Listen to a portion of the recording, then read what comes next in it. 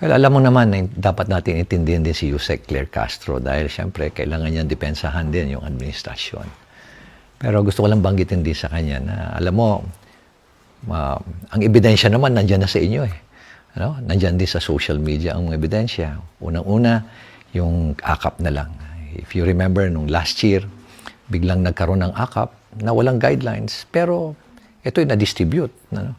At ang sino nakinabang dito? Mga congressman na pinalabas pa nila na kakala mo sa kanila.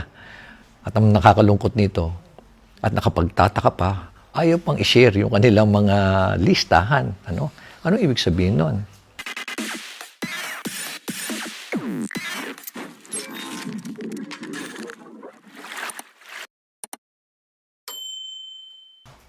At kami nga sa local government, gusto naming i-share yung listahan para walang redundancy, walang nauulit na nabibigyan ng beneficiary.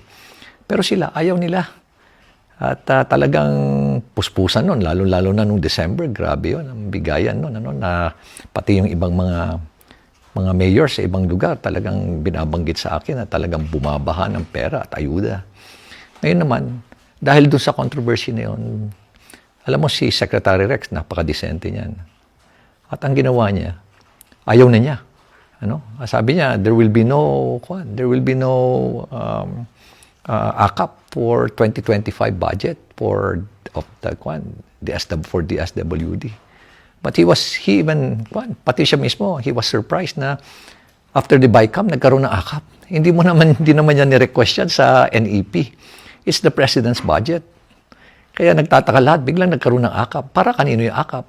Ngayon, tingnan mo, kung sinong gumagawa ngayon ng mga text messages na na-approvean na yung guidelines ng AKAP, ipapadala na namin dyan. Doon sa loob ng Congress. Makikita mo pa doon Good day, Kong, nakalagay pa doon So, ibig sabihin, sila na naman. Unang-una, ang trabaho nyo gumawa ng batas. Hindi mamigay ng ayuda. Hindi yung lagi na lang puro pagkakapirahan nandiyan kayo lagi. Nakasawsaw kayo yan basta pagkakapirahan.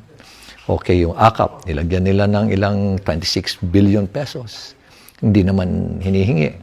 Binawasan nila yung agriculture, binawasan nila yung PhilHealth, o wala silang nilagay sa PhilHealth, by the way. Pati yung defense, binawasan nila. Pati yung pension, binawasan nila. Pati DSWD, tinanggalan nila ng 4-piece, mga 50 billion sa 4-piece nila. Tapos nakapagtataka na bigla nilang itinaas yung budget ng DPWH by as much as 289 billion. Ano ibig sabihin nun? Nilagyan nila ng AKAP, pero dinagdagan din nila yung kanilang DPWH budget. Ano ibig sabihin nun? Simple lang ho yan. Ibig sabihin, pagkakapirahan na naman yan.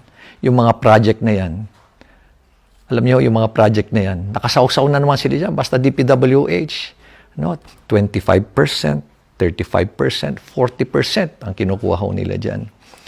Another is, ang nakakalungkot ho, sila pa ho yung contractor, kalimitan. Sila pa yung mga supplier.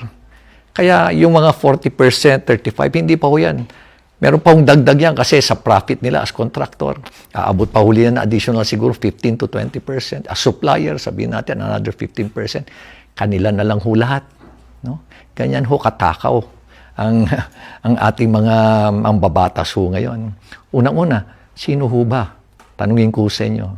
Sino ho ba ang namimili ng mga district engineer at regional director ng DPWH? Diyan ho, malalaman nyo ho. Yan po yung mga ebidensya.